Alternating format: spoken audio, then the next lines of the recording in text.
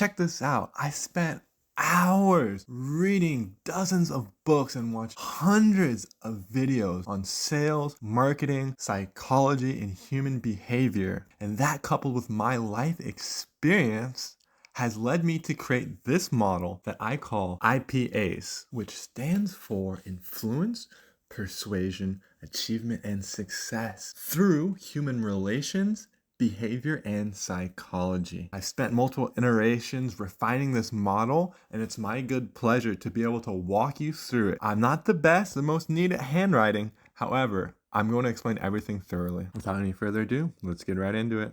This framework will clearly illustrate how to understand and utilize the power of relationships and psychology to achieve your goals and reach the success you desire. This has a lot to do with communication, human relations, and psychology, but I've broken it down into really simple steps that you can follow. On this left-hand side, it's going to represent, at least up until this point, it represents the non-physical realm. So this is, and this side will kind of represent the reality in action. So it all starts with a desire. And desires are comprised of goals, wants, and also problems, because you desire to solve problems. Problems actually fuel desires oftentimes more than your goals. To actually influence or persuade someone so that you can achieve the success that you desire, it's going to take decisions from people that are not you, okay? You can't achieve success by yourself. You actually have to bring others along with you. Decision is results, solutions, and change. Ultimately, change is what we're looking for, and that's what economy is kind of driven by, more or less. Solutions and change and results is what drives our economy. So desires come from your mind. There's a process in which something goes from a goal, thought, a desire into reality. So this little chart represents you've never thought about it or no one's ever thought about it, all the way to the point where you think about more details come, and then you start to take action on that idea. You keep working on it until it becomes accomplished. I think that this part right here can sometimes be the hardest part, going from an idea to an actual thing that you're doing. But once you actually just take the step, all you have to do is keep taking steps along the way. And in reality, the graph is not going to look like this. There's going to be a lot more waves in there. This is essentially what the model does. This is a summary of the model. This right here is phase one. This is in the context of an engagement between you and another person, or potentially you and a group of people. For any conversation to actually happen in like a real conversation, not like a superficial kind of fake conversation, you need context and consent. Why should we be talking? Okay, who are you and what do you want? These are three questions where if they're not really identified, there's not a whole lot of context, and it's going to be a little bit difficult to get consent. It's a lot easier to get consent to engage with someone when you have context. And oftentimes context is assumed. You don't actually have to explicitly say, hey, I am from XYZ company and I'd like to talk to you today about how you can save money on your car insurance. It covers all these three things, but there's a more skillful way to cover these points in a way that's more neutral. Being neutral really allows people to connect. You need consent because consent has to do with change. If someone is doing something, like let's say in this case, this person's sulking and he's sad. He's doing something. He is experiencing human emotion and it's a sulk. For you to actually engage him, you have to get him to consent to change, to stop sulking just enough to actually have a conversation with you. And that's a challenging situation. I don't know how often y'all have been in that situation. It's a challenge. You want consent to engage, and ultimately you want consent because they're going to be asking, like, does it make sense to spend time in this engagement? This is an underlying thought. People are going to be asking, like, does this even make sense for me? Should I be focused on what I actually wanted to do, or should I allow this interruption to take place? And it's not like people are explicitly thinking this. This is like background thoughts going on in people's minds. And this kind of flows together like this. You got desires that start in your mind, and then you want to, when you meet people, you want to get context to get consent, and then there's going to be some sort of action and decision that takes place after consent to achieve something. This is a two-part little diagram that illustrates something that's really important in personal relationships and also in business as well. So in this situation, there's a sulker here, and then this is the concerned person who's just genuinely concerned about others, okay? He's genuinely concerned about others. So he approaches this person. he doesn't get consent and there's not a lot of context. So he just says, hey, what's going on? And this person, what does this person do? 99.99% of the time, approximately, this person, if there's no context and there's no consent, disengage. He's going to get uncomfortable, defensive, and this person is going to want to disengage. Because this person is not going to consent to a conversation when he's already experiencing something that makes him feel like he doesn't want to talk. So this person is likely going to disengage real quick. So if this person has two choices at this point, you can give up and say, oh, well, I have to go do something else, or, oh, I tried, or, oh, he doesn't want to talk right now. It's not important. Whatever it is, ultimately, if you decide to give up, you're actually thinking about yourself. Because if you're really thinking about the other person, you're going to be like, wow, I need to break through and connect with this person to kind of get them out of this funk. This is the others versus self. It's a paradigm of thinking. At any given point, you're either thinking about your own needs and desires and dreams and problems and pains, or other people's dreams, desires, problems, and pains. Let's say he chooses to follow up because he genuinely cares about others. This is an example of context like, hey, I saw you over there, and I'm just concerned because, you look like, I don't know, man, like you look like you're going through something. Would you like to talk about it maybe, or is there anything I can like get for you? What does this person does? So he kind of explained who. He's like, I saw you from across the way. So this is some person who saw him. He wants to help him out. Clearly express, like, I want to help you out. And why talk? He genuinely like expresses care that he wants to talk. That's the context. So when he approaches with context like that, the chances of consent skyrocket. It's not going to go to 100%. Maybe let's say it's 50-50 from, less than 1% to 50-50. But that's huge. Just the fact that he didn't give up is going to increase the chances of that connection. So this is all the preliminary things that have to take place before connection. This is the goal we're working towards. And you'll see more on the next page of the model. So when it comes to others versus self, so there's dreams, desires, fears, and problems. When you're engaging with people, you want to find a way to equalize dreams and desires and neutralize fears, pains, and problems. So this is an example of someone trying to neutralize a problem so this person can relax so that he can connect. Okay, but the only way that he can do that is through providing context and getting consent first. And then you can go down to here. He had this desire to want to help. He provided the context. And then once he got the context, he was able to get consent or not. And then he was able to go forward in the matter. And then in this case, there might not necessarily be a decision. I guess the decision here would be like, does he want to talk?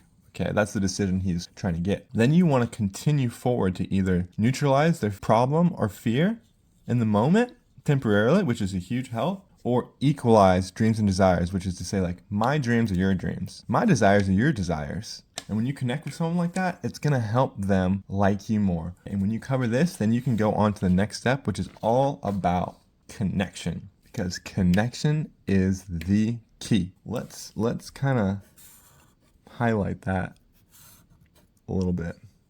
Because that's what this is all about. Relationships are about connections. And this is a way to think about relationships in a simple and effective way. When someone is neutral and engaged, you have the opportunity to actually connect, to build a relationship. Okay, so this is phase 2, it's connection. As I kind of talked about, you need consent and context to build a connection. Consent and context comes first, but it's only a small part. The connection that happens after the consent and context is a lot more important. People aren't going to remember so much. They'll remember the context a little bit, but they're really going to remember how the connection made them feel. Now, this is like a range from cold to hot. And cold is like, let's say it's like a stranger. You don't know them. And as you go in this direction, from stranger to someone you've met, you know them. You go on to friends. Friends are people you like. And then you go on to best friends. Best friends are people that you trust. And on top, we have friendship. And down below, we have engagement. So think about this as like personal life. And then this is kind of like business. Because it's going to be a little bit different depending on the context that you're thinking about this. So I kind of try to do one for both. Best friends are people that you trust and you know a lot about. Okay, it represents this area. Okay, this dotted area is what you'd consider your best friends. These could be people you're related to. Also people just you're close to. But it's people you trust with very important things, people you know a lot about, people you really like, no matter what, and you're interacting with them on a regular basis. Okay, there could be some people that you trust and you really like that are maybe close to this area, but you don't interact with them very often. As it goes in life, you're either going in one direction on the scale. That's what this represents. You're either going one direction or another. You're never staying still. So you can go from talking frequently and trusting and knowing a lot, maybe you don't talk so frequently and you still like this person, you still know him, you still know about him, but you're not talking about him. The heat of that connection is kind of starting to drop because you're not interacting.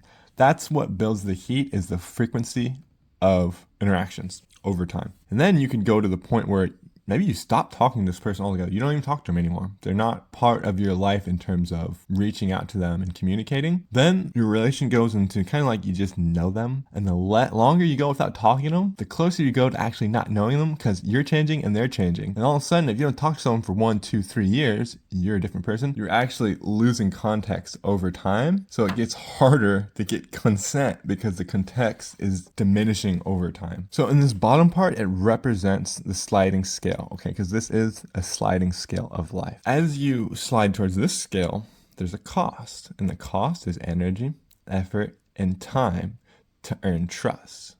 Because ultimately, to influence and persuade people, you need trust. That's what people pay for. They pay for trust. That's what people listen to when people are asking for advice or hey, where should I go? No one would ask someone where to go out to eat if they didn't trust that they're going to give them a good recommendation. The cost on this end is the opportunity cost of missing out from not having a good relationship where you're talking frequently or regularly and you have that trust being on this end of the spectrum. There's a cost of what you could be missing out on from being in that sort of relationship with that person. And it's hard to know what that is. Maybe they introduce you to someone, maybe they give you a referral, maybe they share something that they found on the internet that's really relevant to you, that kind of shifts your perspective in life, that allows you to make another decision. So it's hard to understand really what the opportunity cost is of getting a relationship going to cold or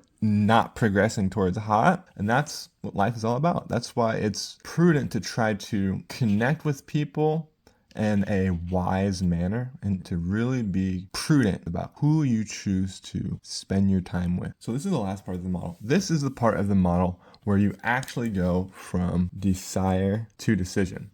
Okay, that is what phase 3 is. In sales, you'd call this closing. I'd just like to call this making a decision. In this stage, you want to focus on problems, people, and then you're going to offer a solution by using suggestion. Don't really want to be so direct.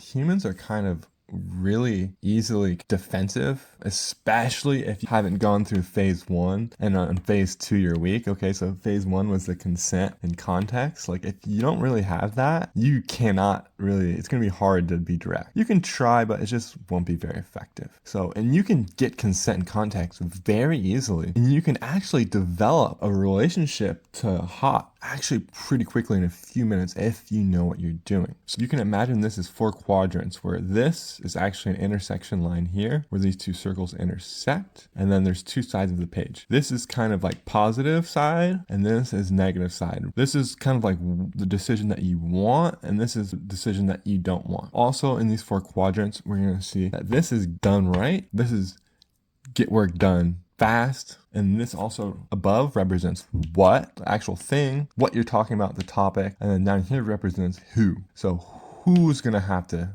implement this? Who's going to have to make a change? Who's going to have to spend time? Who's going to have to spend energy? Who's going to have to change to actually do the thing? Whoa.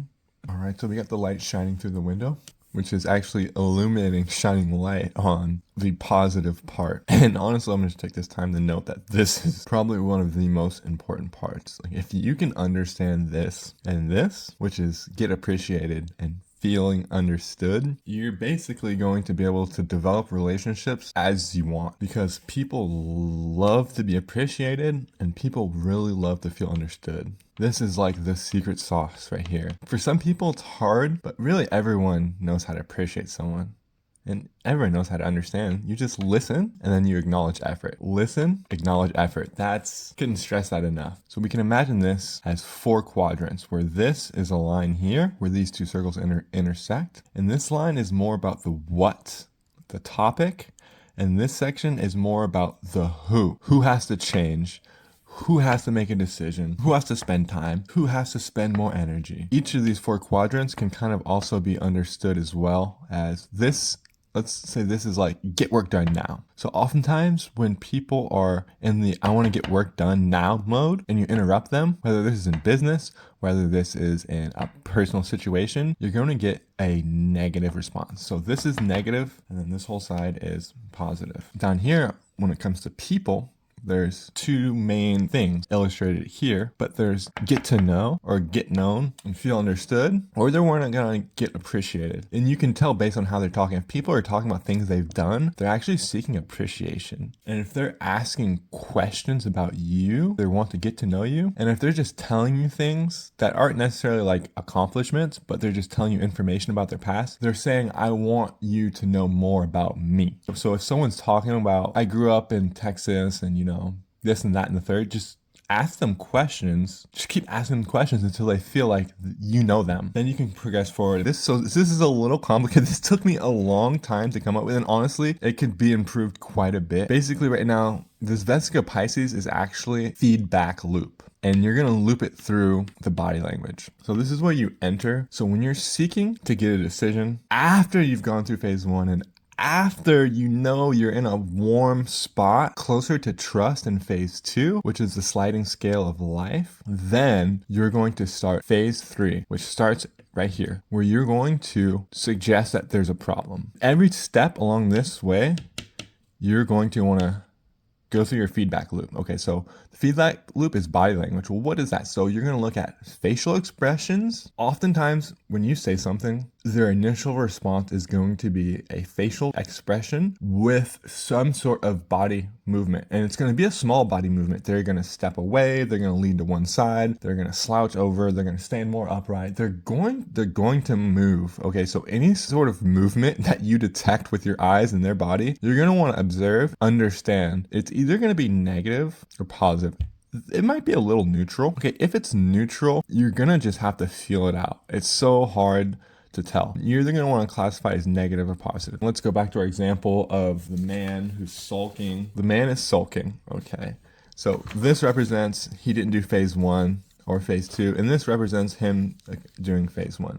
So let's say the problem is that someone has a bad mood. In this case, you'd want to indirectly suggest a problem. And like I said earlier, you do want to focus on indirect and neutral conversation for the most part. There are times where you do want to be direct, but in this specific case, you're going to want to be indirect when suggesting that he has a problem, because he already knows he has a problem, but people don't like to be reminded they have a problem, even though they know they have a problem. So you have to be gentle when you go about this, because it's really easy to get a negative response. If you get a negative response, that means that you're not getting consent, that you don't have a very good connection, or that you don't understand their pains, their fears, and their desires. So every time you come into this circle, you have to leave the conversation and go back into either phase 2 or phase 1. What that means is that you have to pause on this process of getting the decision or progressing forward until that you have context and consent. When you're up here, it's either going to be context or consent when you're still in like this phase. Very likely, it might have to do with connection, but it's either understanding them or not getting consent and context. It's going to be one of these two. So you have to go back, get that, and then once you feel you have that, you can come back and enter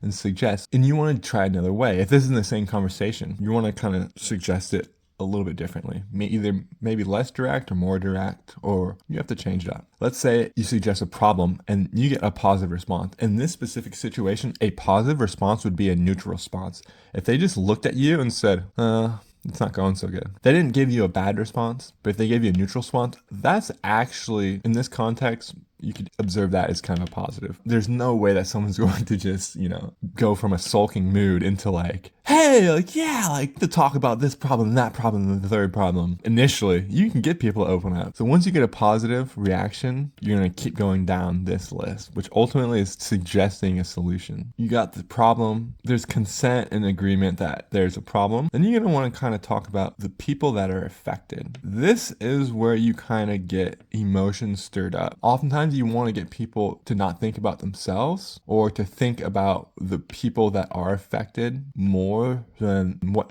they're aware of. And once you do this is important because it widens the scope of the problem. Okay, it kind of agitates the problem. Problem agitates solution is this framework here, but it also brings emotion into it. Okay, and likewise, if you get a negative response when you start talking about people affected, you're gonna want to really understand their pains, their fears, and their desires, and really understand that. So if you go back to here, you have to come out of the conversation and stop talking about whatever you want to talk about and figure out what are their pains, what are their fears, what are their desires. Okay, get to know them more. Do they like you? Do they trust you? So these are all troubleshooting questions you need to ask yourself and be aware of. And then once you have a good understanding, you can come back and start the suggestion process. So let's say they respond positively. Once you get to people affected, and I wonder almost if actually this should be under the line. However, then you're going to get into talking about suggesting the solution and with the who. So who's going to have to make a decision? Who's going to have to change? What's going to have to happen? And you're either going to get a positive or a negative response. So you're going to look, observe the body language. And if there's a negative response, you're going to go, do they know me, like me, trust me? If not, you're going to have to go back to phase 2, develop your relationship towards hot, and come back, try again. And you never want to talk about this until you've gotten 2 positive responses, at least 2 positive responses. So these shouldn't directly be about your solution at all. So once you get these 2 positive responses, then you can start talking about your solution. And then you want to, as you're talking about the solution, you want to ensure that you're getting positive responses, not only from their body language, but from their tonality. How do they sound when they're talking to you? They might be saying the right words, but are they feeling the right emotion? Once you've gotten the right tonality, the right body language, and you're confident that they're positively receiving what you're suggesting, then you can go ahead and make sure that they feel appreciated. This is actually conditional. If they feel appreciated and if they feel understood by you, they're going to say yes to your suggestion. If you've gotten to this point and they respond negatively and they say no, that means they don't feel understood. They feel that you don't know their pains, their fears, and desires. And that's actually what's stopping them from making a decision. They don't trust you because you don't know them. Okay, so much of business loss is because people don't take the time to get to know someone. And it doesn't have to take a long time. It just takes a few thoughtful questions and the ability to listen. If you can listen and you can come up with questions that are specifically geared towards another person, then you can be highly successful, achieve whatever you want, have a lot of persuasion, and influence people in a positive manner. But there has to be an alignment here and desires. And this is kind of what equalizes. There has to be an alignment between your desires and their desires in some way. For in this instance, the common desire is for this person to feel better, because most people that I know just don't want to be in a bad mood, but it happens. So this person doesn't want to be in a bad mood. This person doesn't want to see him in a bad mood. Therefore, their desires, maybe not in the moment, maybe he does desire to sulk in the moment, but ultimately their desires are equalized and that there's a harmony. That's a harmony might be a better word to put here, harmony. But this is really important because without this, it's gonna be hard to kind of get to here. So you have to establish that early on in context. Context is where you establish that.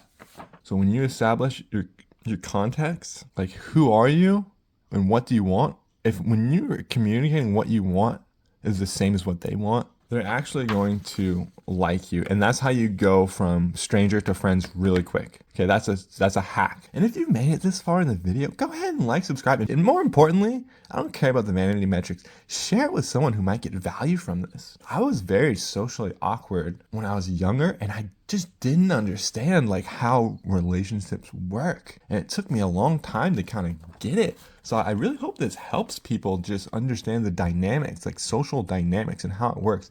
And this is highly applicable. Once you get a decision, okay, so and once you go back to here, it's a feedback loop that goes all the way back to phase 1.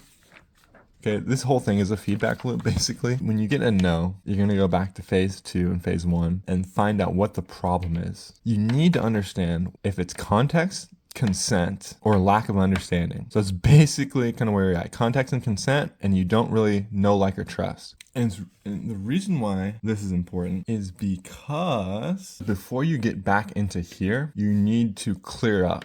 Maybe it's just consent. Maybe they just don't have time to give you. If they just don't have time, then you need to follow up. And when you get a no, you can either give up or follow up. This is how the feedback loop ends, is when you decide to give up on the conversation. And it happens a lot. Or you follow up. And the way you follow up is by figuring out if it's context or consent, or getting people to know you, like you, or trust you more. So I hope this is clear, because this allows you to kind of come back into the feedback loop and just go from phase 1 back into phase 2, where you are pushing the connection towards warm and getting as close as you can. Not likely you're gonna get into here. This is only for very special connections in your life, and there's only a few over a lifetime that are actually people you trust, like you actually trust, but you can get close pretty quick, okay?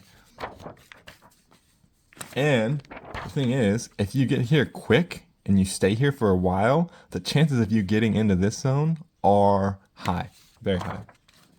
So that's if they say no. You have to go work the feedback loop and try to come back and start the conversation again. Or they say yes. They feel appreciated. They feel understood. They trust you to a degree. They say yes, and you get the decision that you wanted. So it's important after you get that to not just forget about, depending on the context, like in a sales context, it can be easy just to kind of forget about them and like give up, basically. This also comes back to here. So let's say you could still give up after you get a yes, depending on the type of context this is taking place in. But you still, there's always going to be this kind of war going on where you're going to be thinking about yourself or you're thinking about others. Like, okay, I got what I wanted. Okay, now I can just go on to the next thing, go sell the next person, da-da-da-da. You're thinking about yourself. So when you have this in mind, you want to maintain as close as best friends as you can. So that means talking to them on a somewhat regular basis. Maybe it's yearly if it's some sort of business thing and you're not very close and they are super busy, you're super busy. Maybe it's a yearly thing. Maybe it's a monthly thing where you're checking in like quarterly, month, to kind of say, hey, does this product, how is it working for you? Do you have any problems? Could you, maybe provide us some feedback of what you like and maybe what you don't like? And so maybe we could kind of help you have a better, so you want to maintain and appreciate. So you want to get to know them more and get to appreciate them more, because you never know who that person knows and how they influence others.